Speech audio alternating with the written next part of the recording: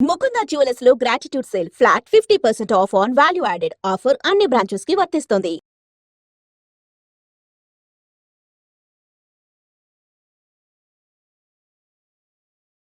Welcome to crime diaries. ఈ వారం మన guest young and dynamic lady IPS officer, పేరు S Seshadri Reddy, ASP Vemulawada Sircilla district.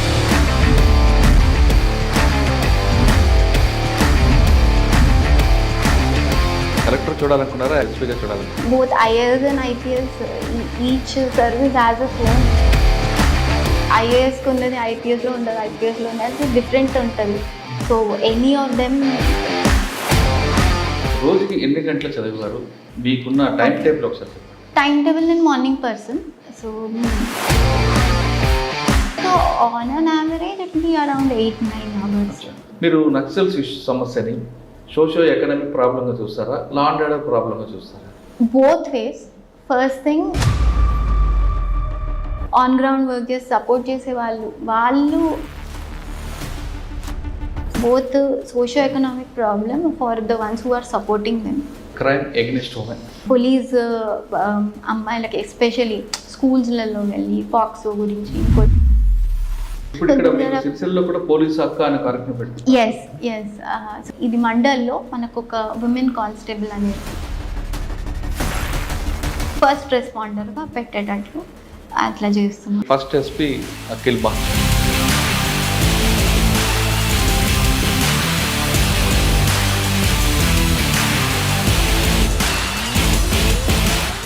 ఆయన చేసిన అచీవ్మెంట్ ఏం కనిపిస్తుంది? కమ్యూనిటీ పోలీసింగ్ నాకు ఇనిషియేటివ్ సార్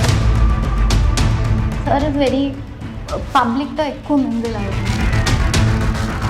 సార్ ఈ మధ్యన ఒక కార్యక్రమం చేపట్టారు, ఏదైనా మర్డర్ కానీ ఏదో 174 కానీ ఏమైనా జరిగింది, సీన్ రీకన్స్ట్రక్ట్ చేయడం. సీన్ రీకన్స్ట్రక్షన్ ఏంటంటే మనకి ఎవిడెన్స్ కలెక్షన్లో so every month or so ఈజీగా ఏదో ఒకటి మన ట్రైనింగ్ ప్రోగ్రామ్ అనేది ఫిక్స్ చేసి స్కెడ్యూల్ పెట్టి ట్రెడిషనల్ పోలీసింగ్ మెథడ్.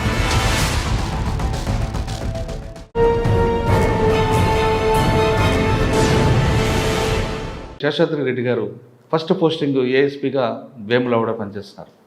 ఆమె హైదరాబాద్ దగ్గర నల్గొండ జిల్లా చౌటుప్పల్కి చెందిన ఆమె 2022లో సెలెక్ట్ అయ్యారు. అయిన తర్వాత ట్రైనింగ్ తీసుకొని ఫస్ట్ పోస్టింగ్ చేస్తున్నారు. అయితే ఫస్ట్ పోస్టింగ్లో ఆమెకున్న గోల్ ఏంటి కన్నా ముందు అసలు ప్రిపరేషన్ ఎలా తీసుకునే టైంలో ఎంత కష్టపడ్డారు, నెక్స్ట్ జనరేషన్ కంటే యాస్పిరెంట్స్కి ఏ విధంగా సూచనలు ఇవ్వచ్చు, సివిల్స్ ప్రిపేర్ అయ్యే వాళ్ళకి మేడం ఇచ్చే టిప్స్ ఏంటో ఆమె తెలుసుకుందాం. నమస్తే మేడం. ఫస్ట్ కంగ్రాచులేషన్స్ అండి, హ్యాపీ న్యూ ఇయర్. మేడం చూస్తుంటే ఇంకా సివిల్స్ లాగా లేరు, ఏదో కాలేజీ చెప్పడే బయటకు వచ్చినట్టు, డిగ్రీ కాలేజ్ నుంచి అవుట్ అయినట్లు కనిపిస్తున్నారు. ఓకే, సివిల్స్ రాయాలనే ఆలోచన ఎందుకు వచ్చింది? అంటే బై ఛాన్సా బై చాయిసా అన్న ప్రశ్నకి సమాధానం చెప్పే ముందు మీరు ప్రిపరేషన్లో తీసుకున్నారు, ప్రిపరేషన్లో ఫస్ట్ అటెంప్ట్లో కొట్టారా లేదా సెకండ్ అటెంప్ట్లో వచ్చిందా? ఈ రెండు ప్రశ్నలకి చెప్పే ముందు మీ ఫ్యామిలీ బ్యాక్గ్రౌండ్, మీరు రూరల్ నుంచి వచ్చిన వాళ్ళు కాబట్టి రూరల్లో వచ్చిన వాళ్ళు సివిల్స్ సాధించవచ్చా లేదా అనే విషయం చెప్పండి. నేను సురకంటి శేషాద్రిని రెడ్డి. మాది నేను పుట్టింది పెరిగింది అంతా చదువుకుందంతా హైదరాబాద్. నేటివ్ వచ్చేసి యాదాద్రి భువనగిరి డిస్ట్రిక్ట్ చౌటుప్పల్ దగ్గర ఒక చిన్న గ్రామం. అక్కడ నానమ్మ తాతయ్య ఉంటారు. సో నేను first schooling mummy daddy contractor from Choutuppal. మమ్మీది సిద్దిపేట నుంచి నేటివ్. She a housewife. She uses to work as a teacher. Then చిన్నప్పుడు నేను తమ్ముడు ఉన్నాడు, నేను తమ్ముడు. He is 3 years younger than me. So he's done with BTech. ఇప్పుడు జాబ్ చేస్తున్నాడు. అంటే మీ సర్వీస్ అంటే BTech వరకు ఇక్కడే? అంతా ఇక్కడే. మొదటి నుంచి హైదరాబాద్. జాన్సన్ గ్రామర్ స్కూల్ అండి. జాన్సన్ గ్రామర్ స్కూల్ ICSE హబ్సిగూడలో. సో మొత్తం LKG నుంచి 10th వరకు అక్కడే. దెన్ నేను వనస్థలిపురంలో ఇంటర్ అయింది, ఇంటర్మీడియట్ ఫ్రమ్ చైతన్య కాలేజ్. దాని తర్వాత IIT హైదరాబాద్ కంది, అక్కడ నుంచి BTech చేసినాను. దాని తర్వాత 18 పాస్ అవుట్ నేను. దెన్ 20లో ఎగ్జామ్ రాస్తే I got in to this service. అది మీకు క్యాంపస్ ఇంట్రెస్ట్ రాలేదా ఇంజనీరింగ్? క్యాంపస్ ఉంటాయి, నేను వెళ్ళలేదు. మొదటి నుంచి నాకు ఐడియా ఉంది ఇక్కడికి యూపీఎస్సీ. సివిల్స్ రాయాలని ఫస్ట్ నుంచి మీకు Yes, idea? yes, ఎందుకండి? అది చిన్న చైల్డ్హుడ్ డ్రీమ్ అంటారు కదా, Oh. అట్లా. సో అంటే ఏదైనా నాన్న ఇన్స్టెంట్ మీకు ఇన్స్పైర్ చేసిందా? చిన్నప్పటి ఫస్ట్ నుంచి నుంచి అమ్మ నాన్నమ్మ చెప్పారు కలెక్టర్ అయితే బాగుంటుంది, ఎస్పీ అయితే బాగుంటుంది, ఆ మోటివేషన్ తో ఇందులోకి వచ్చారు. ఓకే. సో మెయిన్ థింగ్ ఇంట్లో మోటివేషన్ ఉండే అట్లనే మనకి చిన్నప్పుడు వాళ్ళ ఫస్ట్ పేరెంట్స్ తెలుస్తుంది. సో నాన్నకు చాలా ఇష్టం మొదటి నుంచి, he wanted to get in to service అది. సో నా ద్వారా ఈ వాంటెడ్ టు అట్లా కోరిక అది తీర్చుకోవాలని అది నన్ను తీసుకొచ్చి సర్వీస్లో సొసైటీకి ఉపయోగపడేటట్లు అట్లా మొదటి నుంచి మోటివేషన్ ఉండేది. సో నాకు అప్పటి నుంచి అవగాహన ఉండింది ఎగ్జామ్ మీద ఏమేమి ఉంటుంది ఆపర్చునిటీస్ అని. దాట్ వే చిన్నప్పటి నుంచి ప్లాన్ చేసుకున్నాను. అంటే మీ ఫ్యామిలీలో ఎవరు లేరా గవర్నమెంట్ జాబ్స్? నో వన్, నేనే ఫస్ట్ జనరేషన్ గవర్నమెంట్ సర్వెంట్. అంటే మీ నాన్నగారు కోరిక సివిల్స్ చూడాలి, అంతే. కలెక్టర్ చూడాలనుకున్నారా, పోలీస్ ఎస్పీగా చూడాలి? Both anything, both IAS and IPS, each service has its own దాని షీన్ అనేది. ఈచ్ ఒక ఐఏఎస్కి ఉన్నది ఐపీఎస్లో ఉండదు, ఐపీఎస్లో ఉన్నది డిఫరెంట్ ఉంటుంది. సో ఎనీ ఆఫ్ దెమ్ నేను అనుకున్నాను ఏది వచ్చినా కూడా ఐ బీ హ్యాపీ అని. So I ended of police సర్వీస్లో, యూనిఫామ్ సర్వీస్, వెరీ హ్యాపీ. మీరు ప్రిపరేషన్ ఎక్కడ తీసుకున్నారంటే ఎంతకాలం ఏంది ఆప్షన్ ఏం తీసుకున్నారు? నా ఆప్షన్ వచ్చేసి తెలుగు లిటరేచర్. సో తెలుగు అది కూడా నాన్నకి చాలా ఇంట్రెస్ట్ ఉండింది. సో ఆ విధంగా గైడ్ చేస్తారు అని అట్లా చెప్పి తీసుకోవచ్చా. బట్ దెన్ నాకు చదువుతుంటే నాకు మొదటి నుంచి నేను స్కూల్లో తెలుగులో మంచిగా మార్క్స్ వచ్చేవి. సో దాట్ వే ఆల్సో నేను అనుకొని తీసుకోవడం జరిగింది. సో ఎనఫ్ గైడెన్స్ ఉండింది పేరెంట్స్ నుంచి. సో దాట్ వే కదమ్మా, సాధారణంగా తెలుగు అనగానే చాలా చెల్లు చూపు కనిపిస్తుంటారు కొంతమందికి, కానీ మాతృభాషలో మీరు ఆప్షన్ తీసుకొని ఓకే మీరు ఎంత కష్టపడ్డారు? సో ఇందులో తెలుగు లిటరేచర్ బేసిక్ థింగ్ మనం సిలబస్ చూస్తే నాకు ఫస్ట్ చూసినప్పుడు చాలా క్రిస్ప్ అనిపించింది. Like it's very much crisp and to the point ఉంటుంది. మీరు అన్ని సిలబస్తో పోలిస్తే కూడా మీకే అర్థమవుతుంది. Literature syllabus is very small and clarity ఉంటుంది. ఈచ్ లైన్ చదువుతుంటే ఇంత అనేది తెలిసిపోతుంటుంది ఎంత చదవాలనేది. సో ఆ క్లారిటీ ఉండడం, ఫస్ట్ సిలబస్ మీద ఒక క్లారిటీ ఉంటే అయిపోయినట్టే సగం పని. సో అది ఉంది అని నాకు అనిపించింది ఫస్ట్. అందుకని ముందు జాగ్రఫీ అనుకున్నాను. సో జాగ్రఫీ చదువుతూ ఉంటే 1-2 months చదివాక no this is not my thing అని అర్థమైపోయింది. అది సిలబస్ కానీ అదేం ఇంకా అంత పట్టు రావట్లేదు అనిపించింది. So but immediately I shifted to literature. అది ఐడియా వచ్చినప్పుడు చూస్తే ఒక ఈజీగా ఐడియా వచ్చేసింది ఏమేమి చదవగలుగుతాం, ఇందులో ఎట్లాంటి క్వశ్చన్స్ వచ్చేస్తాయని. సో ఆ ఐడియా వస్తే ప్రిపరేషన్ ఈజీ అవుద్ది. That way it help. అమ్మ భాష మీద మమకారంతో మీరు తెలుగు భాష తీసుకున్నారు. ఎస్. తెలుగు భాషలో మీకు బాగా నచ్చిన పద్యాలు కానీ పాడగలరా? నాకు అందులో చాలా విషయాలు కనిపిస్తుంటాయి. శ్రీశ్రీ గారు ఉంటుంది, వేటూరు సుందరరావు గారు, రకరకాల వ్యక్తులు. సో చాలా 3 years అయిపోయింది. ఐ డోంట్ రిమెంబర్ ఎగ్జాక్ట్గా చెప్పాలంటే. శ్రీశ్రీ పద్యాల్లో అవి ప్రాస కానీ ఆ భావం కానీ చాలా చదువుతుంటే ఇంకా చదవాలనిపించేది. సో అదొకటి, అది బాగా నచ్చేది. అండ్ అంతకని ముందు నాకు మైథలాజికల్ అంత టచ్ లేదు.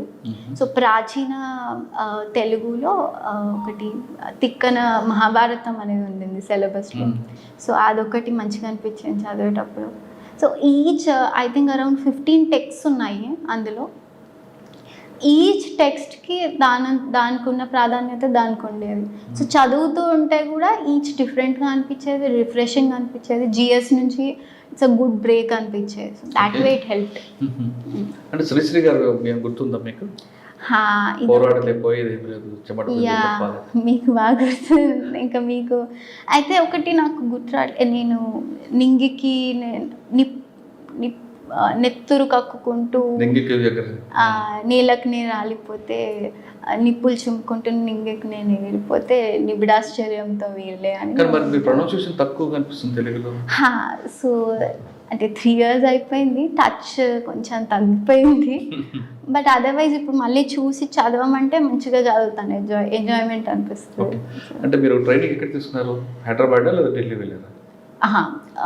మొత్తం హైదరాబాద్ అండి. ఇక్కడ ఇంట్లోనే ఆన్లైన్ ప్రిపరేషన్. ఎక్కడ చాలా మంది కోచింగ్ సెంటర్ వెళ్తారు, చాలా మన ఆర్టీసీ క్రాస్ రోడ్ లో వెళ్తే వెళ్తేనే వస్తుంది అంటారు, వాస్తవం? అంటే ఒక్కొక్క ఎక్స్పీరియన్స్ ఒక్కొక్కటి. అట్లా ఉన్న వాళ్ళు సక్సెస్ అయినారు, అట్లా ఉన్న వాళ్ళు ఫెయిల్ అయినారు అని either way it worked and it did not work for people అంటే మీరు ఇన్ ఇంట్లో కూర్చొని జనరల్. చదువుకున్న ప్రిపరేషన్ తీసుకున్నారు కదా, రోజుకి ఎన్ని గంటలు చదివారు? మీకున్న టైం టేబుల్ ఒకసారి చెప్పండి. టైం టేబుల్ నేను morning person, so early riser. So I think around 5:30 కూర్చుంటే ఆ టేబుల్ మీద. దెన్ స్లోలీ ఒక బ్రేక్ టైం 8:30-9 వరకు ఒక సెషన్ పెట్టేసుకొని కంప్లీట్ చేసుకొని, then breakfast and other things అవి చేసుకొని కొంచెం బ్రేక్ తీసుకొని, దెన్ బై 11:30-12 అట్లా మళ్ళీ స్టార్ట్ చేసి లంచ్ టైం 2-2:30 వరకు కొంచెం తక్కువ పెట్టేసుకొని తినేసి, then sleeping and then another 3-4 hours in the night. ఇది జనరల్గా. ఎగ్జామ్స్ ముందు అయితే ఇంకా కొంచెం ఎక్కువ. So on an average it be around 8-9 hours. అంటే మీరు నోట్స్ ఎక్కువ రాస్తుండేవారా లేదంటే చదువుకోవడంలో ఉండేది? ఓకే, సో ఇది మోస్ట్లీ చెప్పాలంటే నోట్స్ కొన్నిటికి అవసరం, కొన్నిటికి ఉట్టి చదివేసి వదిలేస్తే అవసరం లేకపోతే ప్రతి చదివిన ప్రతిదాన్ని నోట్స్ రాయాలంటే మళ్ళీ అది రివైజ్ చేసుకోవడానికి గంటలు పడుతుంది. And you don't know whether how much is really needful or not అనేది కూడా అర్థం కాదు. So notes I use to restrict అండి, కొంచెం తక్కువ, అంటే బేసిక్ ఏదైతే ఇంపార్టెంట్ అదే తీసుకొని రివిజన్కి ఈజీగా ఉండేటట్టు క్రిస్ప్గా ప్రిపేర్ చేసి పెట్టుకునేదాన్ని.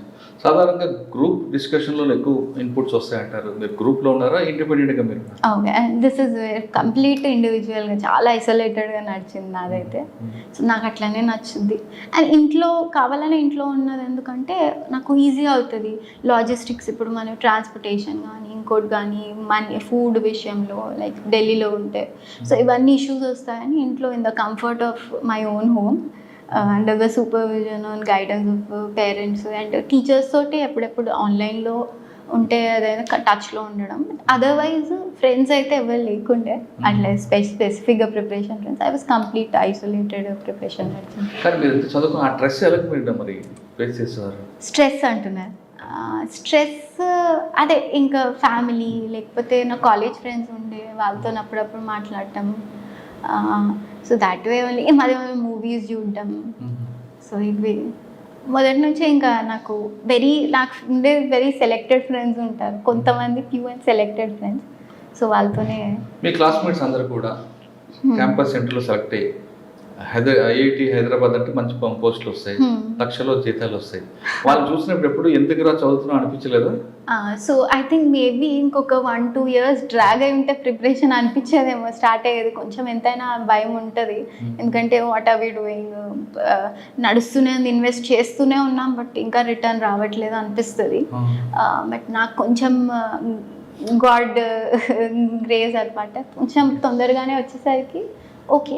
But still the thing is నాకు మొదటి నుంచి ఐ న్యూ ఇటు వెళ్ళి కార్పొరేట్ వైపు వెళ్ళి మనీ మెయింటైన్ ఈ జాబ్స్ కంటే కూడా ఇది కరెక్ట్ నాకు అనేది నాకు మొదటి నుంచి ఒక క్లారిటీ ఉండింది. So regretting it was never there. మీరు ఎన్నో అటెంప్ట్ కొట్టారు ఇది? సో దిస్ వాజ్ నేను 2018లో అయిపోతే 19లో ఒకటి ఇచ్చాను, మళ్ళీ 20 సెకండ్ అటెంప్ట్. అంటే ఒకవేళ 20 రాకపోయినా 21 రాకపోయినా ప్లాన్ బి ఉందా మీ దగ్గర? To be really honest plan B పెట్టుకోలేదు. నో, నేను మొదటి నుంచి ఐ డోంట్ నో, అది సెల్ఫ్ కాన్ఫిడెన్స్ అనుకోవచ్చు, కొంచెం ఓవర్ కాన్ఫిడెన్స్ అనుకోవచ్చు, ఎనీథింగ్. బట్ ప్లాన్ బి అయితే అస్సలు లేకుండే.